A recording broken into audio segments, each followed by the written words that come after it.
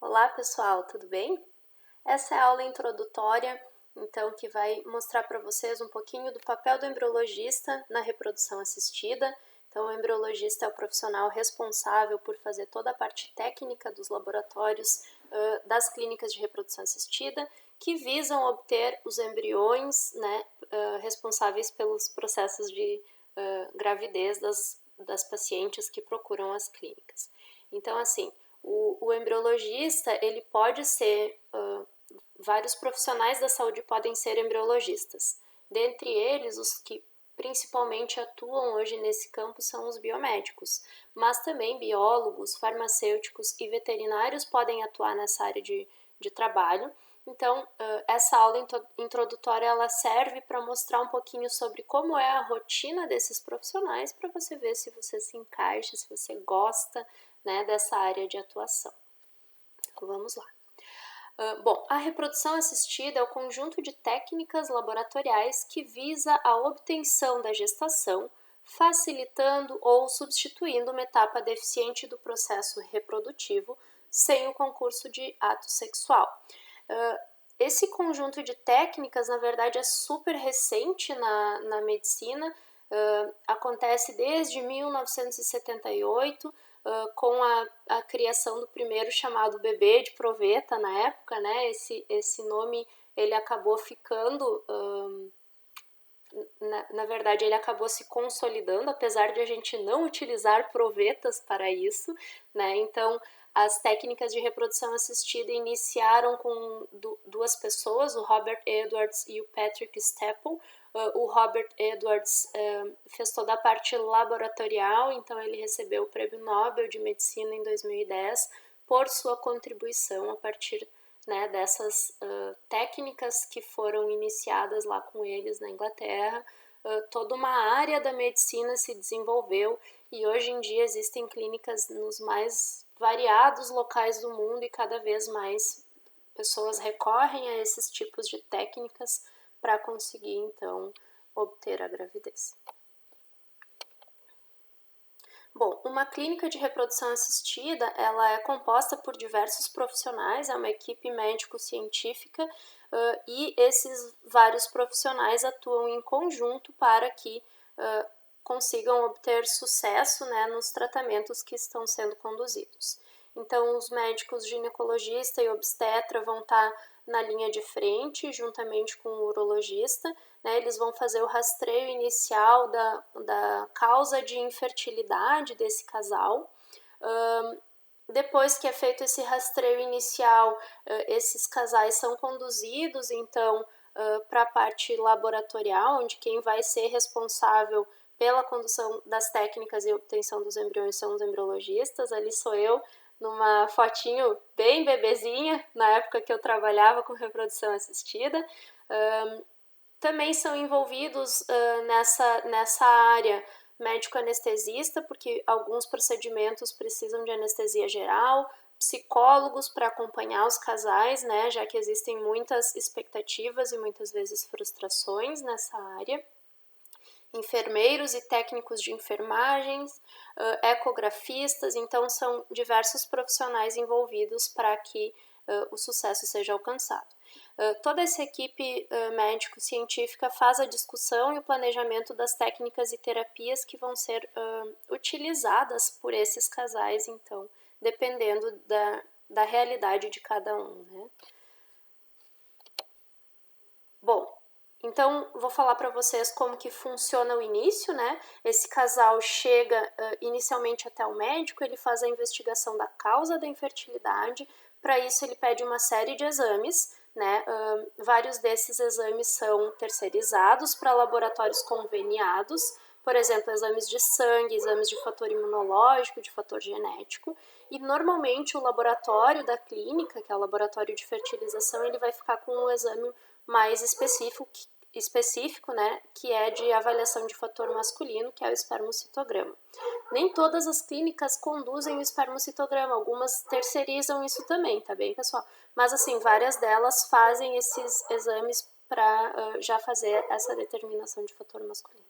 Determinada a causa, o médico vai fazer a condução, então, do casal para fazer a reprodução através de fertilização in vitro ou através de inseminação artificial. E caso ele seja conduzido para a fertilização in vitro, acontece uma reunião da equipe para definir o melhor tratamento e para saber mais ou menos qual vai ser a data da punção dos folículos para o laboratório também conseguir se preparar. Então, a reprodução assistida, na verdade, assim, a gente sempre fala dela para pessoas que estão buscando ter bebês, né? Mas ela também tem dois braços bem importantes que vão abranger pessoas que estão em um outro momento de vida. Então, a parte do tratamento da infertilidade, a gente sabe, né, que a equipe vai estar especializada nisso, que daí vai ter as técnicas de inseminação artificial, fertilização in vitro, técnicas de retirada de espermatozoides a partir do epidídimo, que a gente chama de PESA, ou a partir do testículo, que a gente chama de TESA. Mas também essa equipe vai procurar, para alguns casos, preservar a fertilidade daquela pessoa. Então, por exemplo, uma pessoa que está com câncer e que vai fazer quimio, radioterapia e que sabidamente aquele tratamento vai tornar ou vai diminuir a fertilidade ou vai tornar a pessoa infértil, a pessoa pode primeiro, antes de iniciar o tratamento de quimioterapia ou radioterapia, fazer o congelamento de sêmen ou congelamento de óvulo, que são o que é recomendado, o ideal, mas caso não seja possível fazer, por exemplo, uma estimulação hormonal na mulher para congelar os óvulos, também se congela hoje em dia o ovário. Testículo praticamente não se congela, né? Porque, na verdade, a retirada dos espermatozoides é muito simples, mas também existe a possibilidade caso ocorra necessidade. Tratamento e prevenção de doenças genéticas também pode ser feito a partir de equipes de reprodução assistida. Como que isso vai acontecer? Então, por exemplo, um casal que tenha uma doença genética e não queira passar isso para o seu filho, né, para sua prole, então acaba procurando a equipe de reprodução assistida que vai fazer um rastreio genético e aí vai fazer então a condução da melhor técnica para fazer então para que a criança não tenha a doença genética. Então, se faz os embriões in vitro, se testa a genética desses embriões e só é transferido para o corpo da mãe o embrião que for saudável. Então, não existe uma manipulação genética de embriões. A gente só apenas olha qual embrião é saudável para transferir só o saudável. Né? Então, isso normalmente acontece em casos de casais que têm alguma doença monogênica, né? Alguma doença genética causada por apenas um gene. O screening genético é feito também, um rastreamento genético pode ser feito também para casais que têm abortamentos de repetição. Então, tem muitas pessoas que engravidam, abortam, então essas pessoas pode ser que estejam, que tenham alguma translocação no DNA ou alguma indicação para fazer um screening, uma olhada assim, genética geral do embrião para tentar então diminuir a chance de abortamento dessas pessoas, né? E também aqueles casos então de casais que já têm algum filho com alguma doença séria, assim, que, por exemplo, precise de um transplante de medula e que não encontrem um doador compatível, podem recorrer aos serviços de reprodução assistida para fazer, então, o que se chama coloquialmente de irmão salvador, ou savior sibling, que seria, então, um irmão compatível com aquele irmão doente para que possa, então, doar a medula e salvar o seu irmão, né? Então, o irmão salvador seria isso. Então, a gente faz um screening genético dos embriões para escolher o embrião que é compatível geneticamente com o seu irmão, para que ele possa, então, doar a medula ou, enfim, o que for necessário.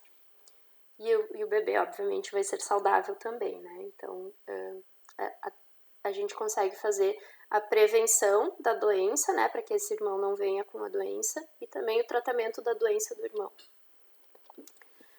Bom, eu vou falar um pouquinho das principais técnicas que são feitas dentro de um laboratório de reprodução assistida, só para que vocês tenham uma ideia geral, né, do panorama que acontece dentro do laboratório.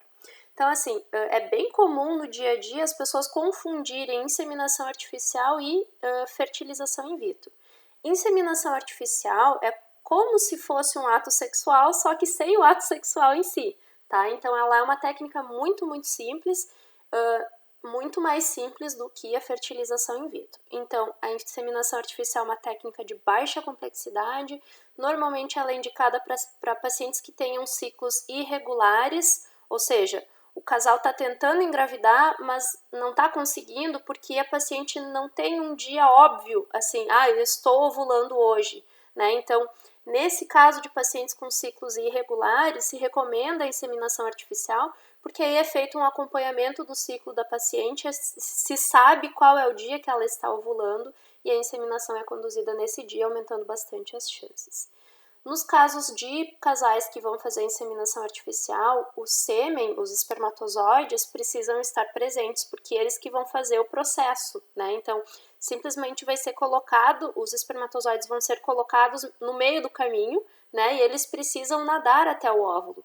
Então, não pode ter uma alteração seminal muito séria, né? Precisa existir uma quantidade boa de espermatozoides para que ocorra o sucesso a partir dessa técnica. Infertilidade sem causa aparente. Pessoal, tem muitas pessoas que procuram clínica de reprodução assistida. Geralmente, assim, 25% dos casos de pessoas que procuram reprodução assistida não tem nenhuma causa de infertilidade. Simplesmente o casal é revirado, assim, os médicos fazem uma série de exames, não encontram nada de errado e eles simplesmente não engravidam. Então, assim, nesses casos de infertilidade sem causa aparente, em que em teoria a pessoa não é infértil, se indica primeiro que se faça a inseminação artificial antes de ir para uma fertilização in vitro. No caso da inseminação artificial, o laboratório, o embriologista, a única coisa que vai ser feita vai ser o preparo do sêmen no laboratório. Então, o homem faz lá a coleta do sêmen, esse sêmen é encaminhado para o laboratório, lá no laboratório a gente capacita os espermatozoides, né? Então faz algumas técnicas de preparo dos espermatozoides, encaminha eles capacitados novamente para o médico ginecologista. O médico ginecologista vai colocar o material preparado pelo laboratório dentro de uma seringuinha e essa seringa vai ser acoplada a uma cânula e a cânula vai ser colocada lá dentro do útero da paciente. Então vejam ali na imagem que os espermatozoides eles já vão ser colocados lá dentro do útero, eles já vão estar no meio do caminho, né? Se tivesse acontecido uma relação sexual, os espermatozoides seriam depositados no fundo da vagina, precisariam ultrapassar o colo do útero, que é a primeira barreira, né, que eles precisam ultrapassar. Então eles já ganham um empurrãozinho ali, né, chegam no meio do caminho e precisam chegar até o óvulo. Então eles precisam ser móveis, né, eles precisam fazer a parte deles. Aqui é importante salientar que a inseminação artificial ela não é uma técnica tão cara, ela custa cerca de R$2.000. Muitas pessoas não sabem disso, né? Acabam não procurando a reprodução assistida imaginando que é um negócio super caro. Então, a inseminação artificial ela consegue abranger várias pessoas que não têm tantas condições financeiras e ela tem, claro, ela não tem resultados tão bons quanto a fertilização in vitro, mas ela já consegue ter resultados melhores do que fazer em casa, né? Então, seria uma forma de tentar engravidar um casal, assim. A primeira forma mais simples de tentar engravidar um casal seria através da inseminação artificial. A fertilização in vitro, ela é indicada para uma série de pessoas, né? Quando tem um casal com infertilidade inexplicada, que tentou fazer uma inseminação artificial, ou uma ou duas e não deu certo, então esse casal acaba recorrendo à fertilização in vitro, porque tem chances maiores de gravidez a partir dela. Aqueles casais que procuram o diagnóstico pré-implantacional, porque tem alguma doença genética, aquilo que eu expliquei para vocês antes, né? Então, também já pode ir para fertilização in vitro. Causas de infertilidade masculina ou feminina também vão ser encaminhadas para fertilização in vitro. Por exemplo, nas causas de infertilidade masculina mais comuns, oligospermia, que seria então uma baixa contagem de espermatozoides no ejaculado, então não dá uma chance real de gravidez por inseminação artificial, já encaminha para fertilização in vitro. Astenospermia, então os espermatozoides estão ali, mas eles não nadam, são meio preguiçosinhos, então encaminha para fertilização in vitro.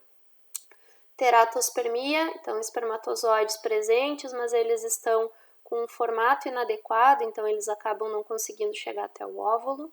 Ou fator imunológico, muitos homens produzem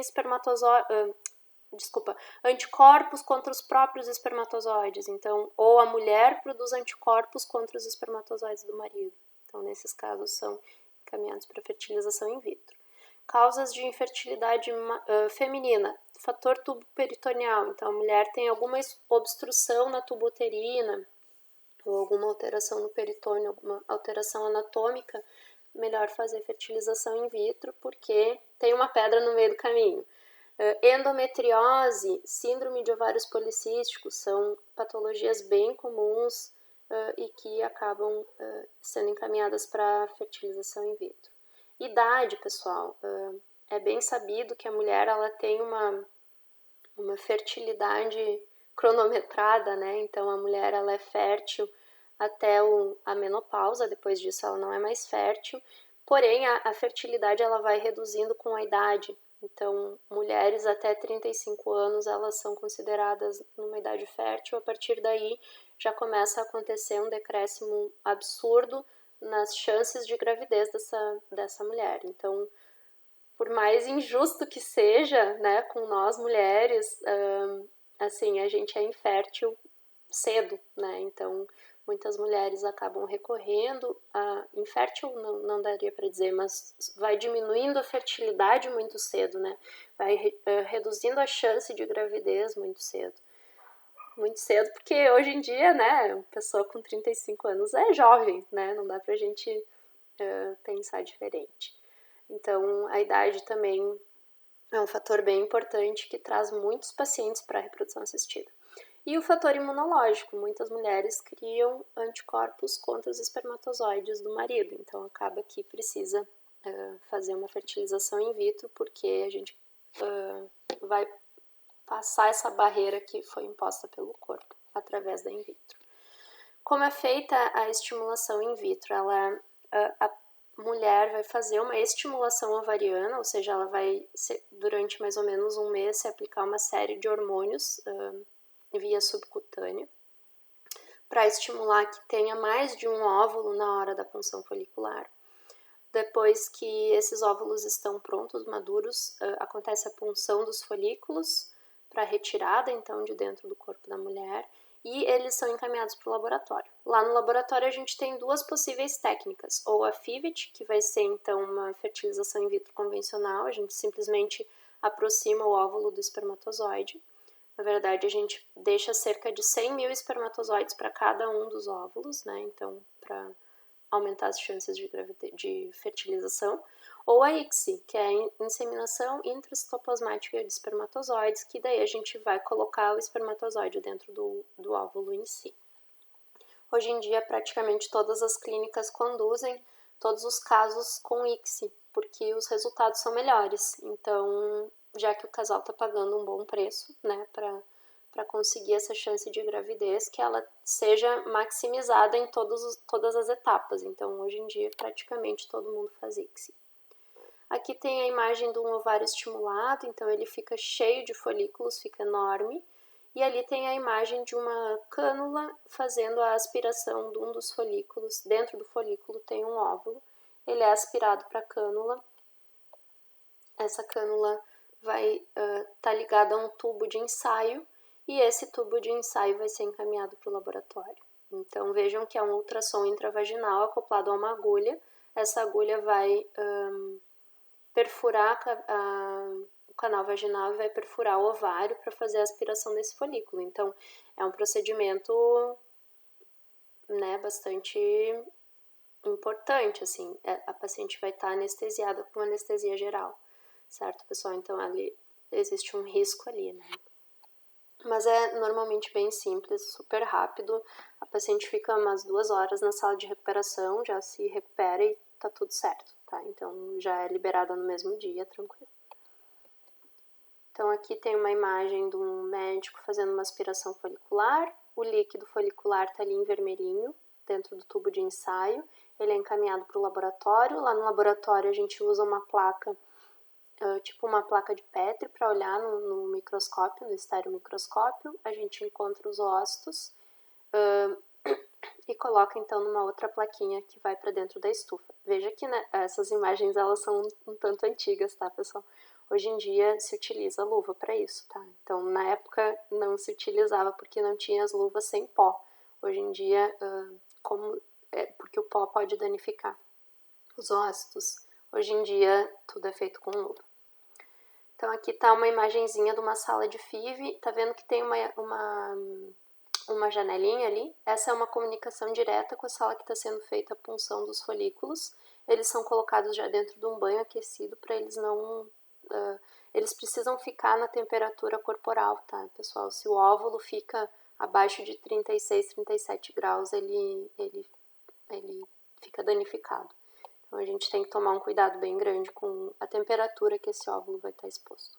Então, logo que ele é retirado do corpo da paciente, ele já vai para o laboratório e ele já vai ser depois colocado na estufa. Feita a coleta de ócitos, pessoal, ócitos e óvulos são sinônimos, tá? O marido vai fazer a coleta dos espermatozoides, ou então, se a paciente comprou espermatozoides a partir de um banco de sêmen, a gente descongela, né? É feito o preparo seminal numa outra sala. Os espermatozoides vão ser colocados dentro de um tubo de ensaio também, e depois a gente vai fazer a fertilização. Então, como eu falei para vocês, são duas as possíveis formas de fertilização em laboratório. A FIVET, que seria a fertilização convencional, que é a mais antiga, que é simplesmente aproximar o espermatozoide do ócito, que fica, então... O espermatozoide tem que fazer o trabalho final, né, de fertilização, e a ICSI, que é o que é feito hoje em dia, praticamente todas as clínicas, que é, então, inseminar um espermatozoide dentro do ócito. Feita essa inseminação, a gente vai deixar esses embriões em cultivo embrionário, vai acompanhando o crescimento embrionário diariamente, para depois escolher o melhor embrião para fazer a transferência para o corpo da mãe. A ICSI, então, é um método efetivo de fertilização de ócitos em laboratório, mas ela requer uma série de coisas, né? Um microscópio de contraste de fases, acoplado a micromanipuladores, que não é uma coisa assim tão simples de encontrar, e principalmente um embriologista treinado, né? Não é qualquer pessoa que consegue conduzir essa técnica, então normalmente embriologistas que são treinados, que sabem fazer ICSI, são considerados embriologistas plenos ou sênior, né? Acabam que tem um valor de mercado um pouco melhor. A ICSI, então, é a injeção intracitoplasmática. Vejam na imagem o tamanho do óvulo em comparação com o espermatozoide. O espermatozoide dá para ver a cabecinha dele ali dentro da agulha, né? Então a gente aproxima o máximo possível antes de fazer a injeção. Feita a injeção, o espermatozoide é deixado dentro do ócito e a agulha é retirada. Após essas técnicas de fertilização in vitro, a gente coloca isso em cultivo embrionário e a gente vai checar diariamente o crescimento celular desses embriões. Troca os meios de cultivo, caso seja necessário, e diariamente a gente liga para o casal para informar sobre a evolução dos embriões, porque eles estão em casa surtados, né? Precisando muito de informações, então a nossa ligação é bem legal, assim, bem importante para esse casal ficar mais tranquilo. A gente classifica quais são os melhores embriões para transferência e caso tenha embriões saudáveis, a gente acaba congelando os embriões que sobraram, né? No Brasil é considerado, assim, existe uma regulamentação que é feita pelo Conselho Federal de Medicina que a gente segue, né? Então, que diz que todos os embriões que são aptos a se transformarem em bebês, se não forem transferidos, devem ser congelados. Então, a gente segue essa regulamentação. Aqui uma imagenzinha para vocês terem uma ideia de como são esses embriões diariamente. Então, na primeira tem a ICSI acontecendo, na segunda fotinho ali tem um embrião com 2 pronúcleos, que fertilizou corretamente, na terceira com 2 células, quarta com 4 células, isso seria no segundo dia de desenvolvimento. Na quinta imagem, um embrião com 8 células, terceiro dia. Na sexta, um embrião compactando na mórula. Na sétima, um embrião já no estágio de blastocisto. Na oitava, o blastocisto já está rompendo a zona pelúcida. E na nona, ele já saiu completamente da zona pelúcida. Hoje em dia, normalmente, a gente transfere em quinto dia. Então, seriam as 3 imagens ali mais de baixo do slide. Preferencialmente, se ele já saiu da zona pelúcida, né? Porque daí ele já está prontinho para se agarrar no corpo da mãe. A transferência de embriões é feita através de uma cânula, então a gente carrega os embriões dentro de um catéter, né? Esse catéter é encaminhado para o médico, que está lá com o auxílio de um ultrassom e vai encontrar o endométrio da paciente e vai depositar os embriões ali. Os embriões excedentes são congelados, hoje em dia se congela através de um processo chamado vitrificação. Óvulos e espermatozoides que, caso o casal queira congelar também, são congelados. A gente deixa isso em nitrogênio líquido e não tem prazo de validade, viu? Essas células, elas param no tempo. O metabolismo delas parou ali, então não tem prazo de validade. Aqui, só para que vocês vejam, a gente faz também espermocitogramas de rotina, né? Como eu falei para vocês no início. Então, assim, como que fica a rotina de um laboratório de fertilização? Normalmente, o embriologista chega no laboratório, faz o monitoramento dos embriões que estão em cultivo embrionário, faz a ligação para os casais para informar a evolução, né, desses embriões. Normalmente, os procedimentos de rotina do dia acontecem de manhã, que são as punções foliculares, as transferências de embriões, as inseminações artificiais, o congelamento, o preparo do sêmen para fazer a inseminação artificial, a ICSI. As ICSIs, elas são conduzidas normalmente no início da tarde, para a gente conseguir visualizar no outro dia a fertilização, se ela deu certinho. E os espermocitogramas de rotina normalmente acontecem no período da tarde. E esses aqui são os resultados do trabalho, né, pessoal? Então, não tem nada mais gratificante do que tu conseguir ajudar um casal ou uma pessoa que resolva fazer solo a ter um bebezinho, né, a realizar um sonho de vida. Então, é sempre importante salientar que o resultado são esses bebês e que é muito gratificante a gente participar desse processo, né? É uma super responsabilidade tu estar à frente de um laboratório de reprodução assistida, mas também é um prazer imenso conseguir ajudar essas pessoas a realizarem seus sonhos. Espero que vocês tenham gostado da aula e que vocês tenham gostado da área, né? Porque é uma área encantadora. Eu sou suspeita para falar, mas espero que vocês também tenham gostado bastante. Então tá, é isso. Um beijo, pessoal!